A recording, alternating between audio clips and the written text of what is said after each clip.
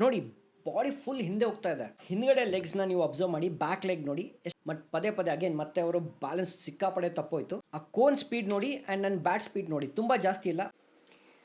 Hello viewers, ಹೇಗಿದ್ರೆ ಎಲ್ಲರೂ ಚೆನ್ನಾಗಿದ್ದಾರೆ ತಾನೆ. ಇವತ್ತಿನ ವಿಡಿಯೋದಲ್ಲಿ 6 ಸಿಟ್ಟಿಂಗ್ ಡ್ರಿಲ್ಸ್ ಬಗ್ಗೆ ನಾನು ಮಾತಾಡ್ತಾ ಇದ್ದೀನಿ. ಹೆಡ್ಫೋನ್ಸ್ ಎಲ್ಲ ನೋಡ್ಬಿಟ್ಟು ಕನ್ಫ್ಯೂಸ್ ಆಗಬೇಡಿ.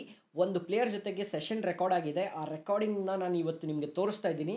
ಆ್ಯಂಡ್ ಅದ್ರ ಬಗ್ಗೆ ನಾನು ಸೆಷನಲ್ಲಿ ಸುಮಾರು ವಿಷಯಗಳನ್ನ ನಮಗೆ ಕಲೀಲಿಕ್ಕೆ ಸಿಗುತ್ತೆ. ಆ ವಿಷಯಗಳನ್ನ ನೀವು ನಿಮ್ಮ ಗೇಮಲ್ಲಿ ಅಳವಡಿಸ್ಕೊಂಡ್ರೆ ನೀವು ಸುಮಾರು ಸಿಕ್ಸ್ಗಳನ್ನು ಪವರ್ ಹಿಟ್ಟಿಂಗ್ನ ಮಾಡ್ಬೋದು. ಸೊ ಸುಮಾರು ಕಲೀಲಿಕ್ಕಿದೆ ಆ ವಿಡಿಯೋನ. ಸೊ ಅದನ್ನು ನೋಡೋದಂತೆ ಡೈರೆಕ್ಟ್ಲಿ. ಆ್ಯಂಡ್ ಐ ಹೋಪ್ ಈ ವಿಡಿಯೋ ನಿಮ್ಗೆ ಇಷ್ಟ ಆಗುತ್ತೆ ಅನಿಸುತ್ತೆ. ಆ್ಯಂಡ್ ಮುಂದೆ ಕೂಡ ನಿಮ್ಗೆ ಇಷ್ಟ ಆಯಿತು ಅಂದರೆ ಇದೇ ಸ್ಟೈಲ್ ತುಂಬ ವೀಡಿಯೋಸ್ಗಳು ಮಾಡ್ತೀನಿ. ಸೊ ಬನ್ನಿ, ಡೈರೆಕ್ಟ್ ಲೈವ್ ಸೆಷನ್ ಏನಿತ್ತು ಅನ್ನೋದನ್ನು ನಾವು ನೋಡೋಣ ಅಂತೆ. ಓಕೆ, ಸೊ ಬನ್ನಿ ನೋಡೋಣ ಅಂತ. ಏನು ಮಾಡಬೇಕು ಅಂತ, ಫಸ್ಟ್ ಡ್ರಿಲ್ ಬಂದುಬಿಟ್ಟು ನಿಮಗೆ ಬ್ಯಾಟ್ ಸ್ವಿಂಗ್ ಡ್ರಿಲ್ಲು. ಇದರಲ್ಲಿ ನೀವು ಮಾಡಬೇಕಾಗಿದ್ದು ಇಷ್ಟೇ, ನಿಮ್ಮ ಫುಟ್ ವರ್ಕ್ ಯೂಸ್ ಮಾಡಿ ನಿಮ್ಮ ಬ್ಯಾಟ್ನ ನೀವು ನೈಸ್ ಆ್ಯಂಡ್ ಈಸಿಯಾಗಿ ಸ್ವಿಂಗ್ ಮಾಡ್ಬೋದು. ಇದರಲ್ಲಿ ನೀವು ಬ್ಯಾಟಿಂಗ್ ಸ್ಟಾನ್ಸ್ ನಾನು ತೊಗೊಂಡಿದ್ದೀನಿ ಇವಾಗ.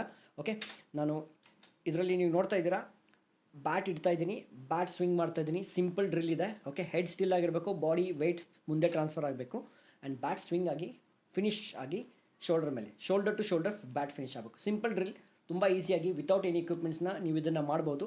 ಸೊ ಈ ಪ್ಲೇಯರ್ ಮತ್ತೆ ಮಾಡ್ತಾ ಇದ್ದಾರೆ, ಅವ್ರು ಸ್ವಿಂಗ್ ಮಾಡ್ತಾರೆ ಆ್ಯಂಡ್ ನೀವು ಅಬ್ಸರ್ವ್ ಮಾಡಿ ಸ್ವಲ್ಪ ಬ್ಯಾಲೆನ್ಸ್ ಬಿದ್ದೋಗುತ್ತೆ ಆ್ಯಂಡ್ ಬಾಡಿ ಕೂಡ ಹಿಂದೆ ಹೋಗ್ತಾ ಇದೆ. ಅದನ್ನೇ ನಾನು ಅವ್ರಿಗೆ ಕಮೆಂಟ್ ಮಾಡಿ ಹೇಳಿದೆ. ಸೊ ಸ್ವಿಂಗ್ ಮಾಡ್ತಾರೆ, ಬಾಡಿ ಬ್ಯಾಲೆನ್ಸ್ ಮುಗಿತಾ ಇದೆ.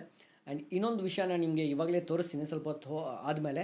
ಆ್ಯಂಡ್ ಜಸ್ಟ್ ಇವಾಗ ನೋಡಿ, ಅವರ ಹಿಂದ್ಗಡೆ ಲೆಗ್ಸ್ನ ನೀವು ಅಬ್ಸರ್ವ್ ಮಾಡಿ, ಬ್ಯಾಕ್ ಲೆಗ್ ನೋಡಿ ಎಷ್ಟು ಕೊಲ್ಯಾಪ್ಸ್ ಆಗ್ತಾ ಇದೆ ಅಂದ್ಬಿಟ್ಟು. ಇದು ಕೊಲ್ಯಾಪ್ಸ್ ಆಗೋದ್ರಿಂದ ಆ್ಯಂಡ್ ಅವ್ರ ಫುಟ್ ವರ್ಕ್ ಮುಂದೆ ಕಾಲಿದೆಯಲ್ಲ ಅವರು ಸ್ಟ್ರೈಟ್ ಆಗಿಡ್ತಾ ಇದ್ದಾರೆ. ಇಷ್ಟು ಸ್ಟ್ರೈಟ್ ಇಟ್ಟರೆ ಏನಾಗುತ್ತೆ ಅಂತಂದರೆ ನಿಮ್ಮ ಬ್ಯಾಲೆನ್ಸು ಈ ಕಡೆಗೆ ಹೋಗುತ್ತೆ, ಲೆಫ್ಟ್ ಸೈಡ್ಗೆ. ಅಂದಮೇಲೆ ಈ ಕಡೆ ನೀವು ಈ ಕಡೆ ಬ್ಯಾಟ್ಸ್ಮನ್ ಹೋಗ್ತಾ ಇದ್ದಾರೆ, ಅವ್ರದ್ದು ಬ್ಯಾಲೆನ್ಸ್ ಈ ಕಡೆಗೆ ಬೀಳ್ತಾ ಇದೆ, ಯಾಕಂದರೆ ಕಾಲು ಅವರು ಸ್ಟ್ರೈಟ್ ಆಗಿಟ್ಟಿದ್ದಾರೆ. ಓಕೆ, ಆ್ಯಂಡ್ ಬಾಡಿ ವೆಯ್ಟ್ ಕೂಡ ನೀವು ಫಿನಿಶ್ ಮಾಡಿದಾಗ ಹಿಂದ್ಗಡೆಗೆ ಹೋಗುತ್ತೆ. ಸೊ ಬಾಡಿ ಅವ್ರದ್ದು ಆರ್ಚ್ ಆಗಿದೆ, ಹಿಂದ್ಗಡೆ ತರಿಗೆ ಆರ್ಚ್ ಆಗಿದೆ. ಸೊ ವೆಯ್ಟ್ ಎಲ್ಲ ಹಿಂದೆ ಹೋದ್ಮೇಲೆ ಪವರ್ ಎಲ್ಲಿಂದ ಸಿಗುತ್ತೆ, ಪವರ್ ಸಿಗಲ್ಲ.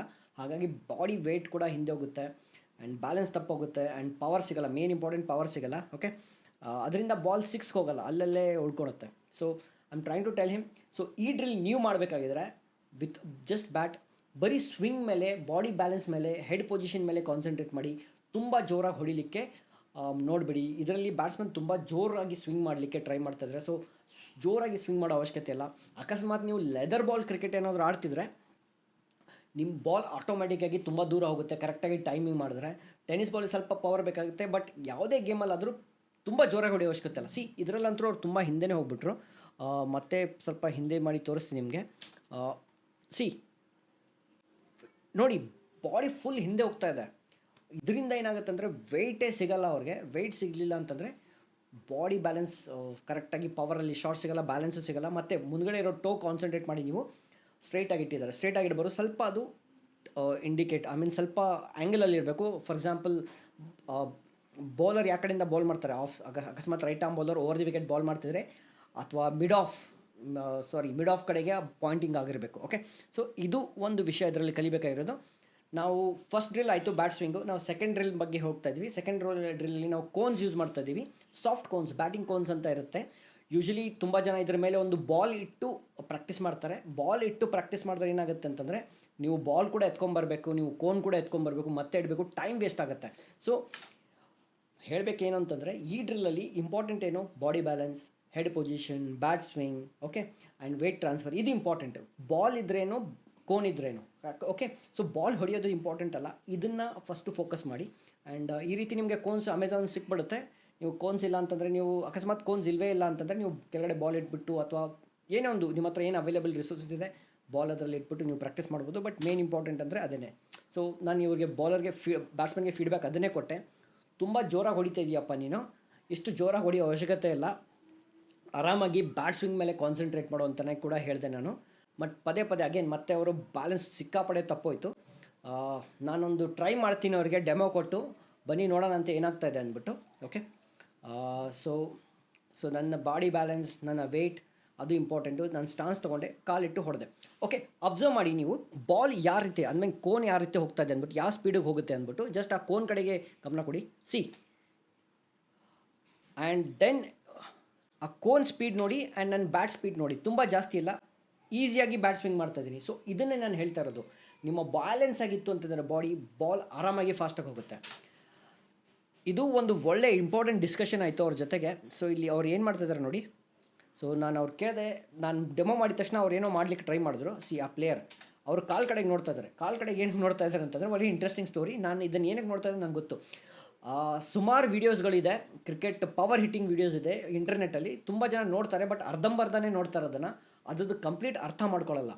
ಸೊ ಅವ್ರು ಏನು ಯಾವ ವಿಡಿಯೋ ನೋಡಿರ್ಬೋದು ಅಂತಂದರೆ, there is a video called hip shoulder separation video ಅಂತ ಇರುತ್ತೆ. ಅದರಿಂದ ಪವರ್ ಸಿಗುತ್ತೆ ಅಂತ ಒಂದು ವಿಡಿಯೋಗಳು, ಸುಮಾರು ವಿಡಿಯೋಗಳಿದೆ ಅದ್ರ ಬಗ್ಗೆ. ಓಕೆ, ಅದು ನಿಜ ಕೂಡ, ಬಟ್ ಅದು ಅರ್ಧಂಬರ್ಧ ಜ್ಞಾನ. ಓಕೆ, ಅವ್ರು ಕಲ್ತಿರೋದು ಅರ್ಧಂಬರ್ಧ. ಅದಕ್ಕೋಸ್ಕರ ಅವರು ಹೊಡೆಯೋಕ್ಕಿಂತ ಮುಂಚೆನೇ ಕಾಲನ್ನ ಈ ಥರ ಟರ್ನ್ ಮಾಡ್ತಾಯಿದ್ದಾರೆ. ನೀವು ಆ ಥರ ಟರ್ನ್ ಮಾಡೋದ್ರಿಂದ ಬಾಡಿ ಟರ್ನ್ ಆಗಿಬಿಡುತ್ತೆ. ಓಕೆ, ಪ್ಲಸ್ ಅದು ಹೊಡೆಯೋಕ್ಕಿಂತ ಮುಂಚೆನೇ ಟರ್ನ್ ಆಗಿಬಿಡುತ್ತೆ, ಪ್ಲಸ್ ನಿಮ್ಮ ವೆಯ್ಟ್ ಕೂಡ ಕೆಳಗಡೆ ಹೋಗುತ್ತೆ, ಬಾಡಿ ಹಿಂದ್ಗಡೆ ಬೆಳೆಯೋಕ್ಕೆ ಸ್ಟಾರ್ಟ್ ಆಗುತ್ತೆ. ಸೊ ಅದನ್ನು ಅರ್ಧಂಬರ್ಧ ಕಲಿಬೇಡಿ ಯಾವುದೇ ವಿಷಯನ. ತುಂಬ ಜನ ಒಳ್ಳೆ ವೀಡಿಯೋಸ್ ಮಾಡ್ತಾರೆ ಆನ್ಲೈನ್, ಅದನ್ನು ಫುಲ್ಲಾಗಿ ಕಂಪ್ಲೀಟಾಗಿ ಕಲ್ತ್ಕೊಳ್ಳಿ. ಓಕೆ, ಸೊ ಇದು ಒಂದು ಡ್ರಿಲ್. ಫಸ್ಟ್ ಡ್ರಿಲ್ ಬಾಲ್ ಜೊತೆಗೆ ಆಯಿತು. First drill without ball, without cone, anything ಆಯಿತು. ಸೆಕೆಂಡ್ ಕೋನ್ ಜೊತೆಗೆ ಮಾಡಿದ್ವಿ ನಾವು. ಓಕೆ, ನಾವು ಥರ್ಡ್ ಡ್ರಿಲ್ಲಲ್ಲಿ ನಾವು ಸುಮಾರು ಬಾಲ್ಗಳನ್ನ ಯೂಸ್ ಮಾಡಿದ್ವಿ. ಒಂದು ಸೀಮ್ ಬಾಲ್ ಅಂತ ಇರುತ್ತೆ, ಸ್ವಿಂಗ್ ಬಾಲ್ ಅಂತ ಇರುತ್ತೆ, 2 ಕಲರ್ ಬಾಲು, ಅದನ್ನು ಯೂಸ್ ಮಾಡಿದ್ವಿ. ಅದು ಬೌನ್ಸೇ ಆಗಲಿಲ್ಲ. ನೋಡಿ ಇಲ್ಲಿ ತುಂಬ ಫನಿ ಆಗಿದೆ ಇದು, ಬಾಲೇ ಬೌನ್ಸ್ ಆಗಲಿಲ್ಲ. ಎನಿವೇಸ್, ನಮ್ಮ ಹತ್ರ ಬೇರೆ ಸುಮಾರು ಬಾಲು, ಲೆದರ್ ಬಾಲ್, ಎಲ್ಲ ಥರ ಬಾಲ್ಸ್ ಇತ್ತು. ಸೊ ಅದನ್ನು ಯೂಸ್ ಮಾಡ್ಕೊಂಡ್ವಿ ನಾವು. ಇದು ವಿಂಡ್ ಬಾಲ್ ನಾನು ಹಾಕ್ತೀನಿ ಅವ್ರಿಗೆ. ಆ್ಯಂಡ್ ದೆನ್ ಪ್ರಾಬ್ಲಮ್ ಸೇಮ್ ಅದೇ, ವೆಯ್ಟ್ ಹಿಂದ್ಗಡೆ ಹೋಗ್ತಾ ಇದೆ. ಬಟ್ ನಿಮಗೆ ಕಲೀಲಿಕ್ಕೆ ಏನು ಸಿಗುತ್ತೆ ಅಂತಂದರೆ ಯಾವ ಥರ ಡ್ರಿಲ್ಸ್ ಮಾಡ್ಬೋದು. ಸೊ ಈ ಡ್ರಿಲ್ಸಲ್ಲಿ ನೀವು ಯಾರಾದರೂ ಫ್ರೆಂಡ್ಗೆ ಬಾಲ್ನ ಹಿಂಗೆ ಬೌನ್ಸ್ ಮಾಡ್ಲಿಕ್ಕೆ ಹೇಳಿ, ನೀವು ಹಾಗೆ ಹಿಟ್ ಮಾಡಲಿಕ್ಕೆ ಟ್ರೈ ಮಾಡಿ. ಓಕೆ, ಸೊ ಬೇರೆ ಬಾಲ್ಸ್ನ ನಾವು ಯೂಸ್ ಮಾಡ್ತಾಯಿದ್ವಿ. ಅಗೇನ್, ಯಾರು ನಿಮಗೆ ಬಾಲ್ ಹಾಕ್ತಾರಲ್ಲ, ಫ್ರಂಟಲ್ಲಿ ಇರಲಿಕ್ಕೆ ಹೇಳಿ, ಹಿಂದ್ಗಡೆ ಬೇಡ. ಬ್ಯಾಟ್ಸ್ಮನ್ ಈ ಸೈಡಿಗೆ ಇರಲಿಕ್ಕೆ ಬೇಡ, ತುಂಬ ಸೇಫ್ ಅಲ್ಲ.